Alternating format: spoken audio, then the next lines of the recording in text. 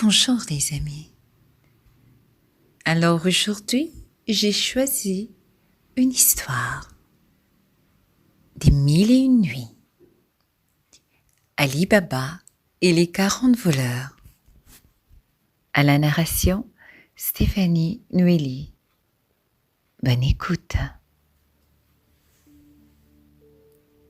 Un jour qu'Ali Baba se trouvait en forêt pour ramasser du bois, il vit des brigands s'approcher. Il eut juste le temps de cacher ses ânes et de grimper dans un arbre.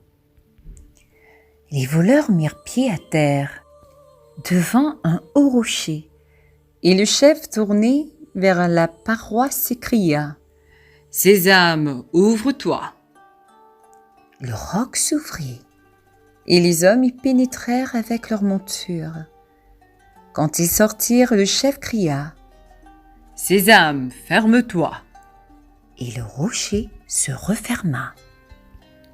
Ali Baba avait tout observé de sa cachette. Il attendit que les bandits se fussent éloignés avant d'en descendre.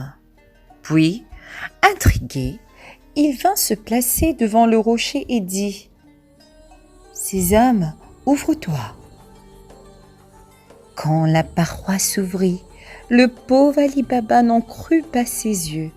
Il venait de découvrir un repère de brigands et devant lui s'étalaient d'immenses richesses.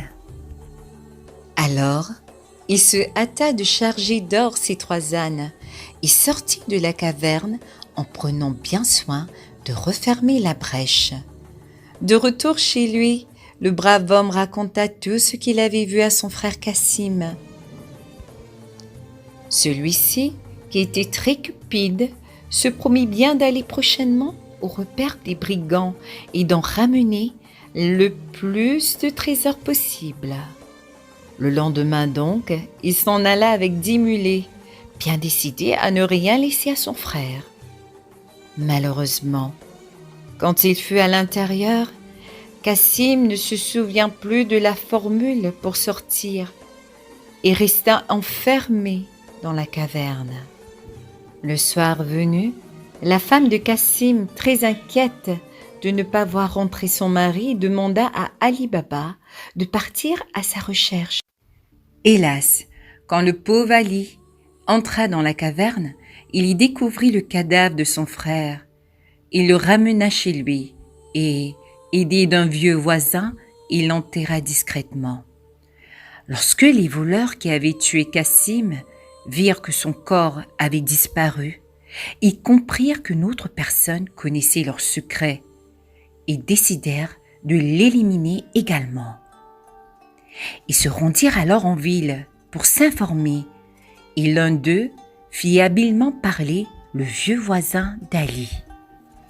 Le voleur repéra la maison d'Ali Baba et en marqua la porte d'une croix.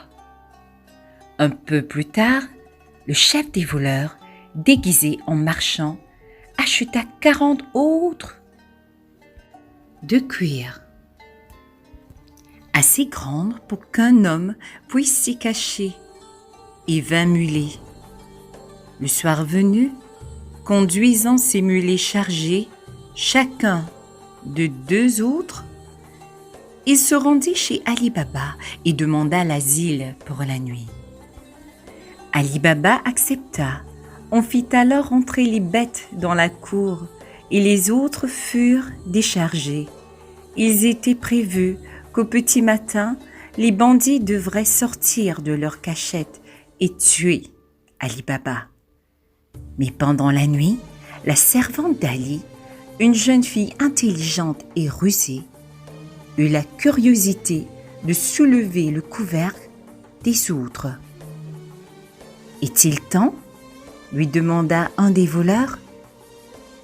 Sans perdre son sang-froid, elle répondit « Non, pas encore. » Puis, ayant compris le danger qui menaçait son maître, elle s'en alla faire bouillir de l'huile qu'elle versa ensuite dans chaque outre, tuant ainsi son occupant endormi. Quand le jour se leva, le chef descendit dans la cour pour avertir ses hommes.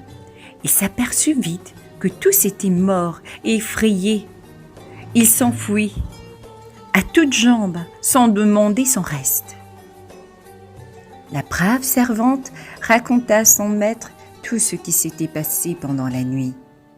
Ali Baba lui fut très reconnaissant car elle lui avait sauvé la vie. Pour la remercier, il lui offrit une part des trésors de la caverne et lui-même, grâce à ses richesses, vécut le reste de sa vie dans l'abondance, en faisant le bien autour de lui. Et jamais plus on n'entendit parler du chef des 40 voleurs. Fin de l'histoire. Bonne nuit.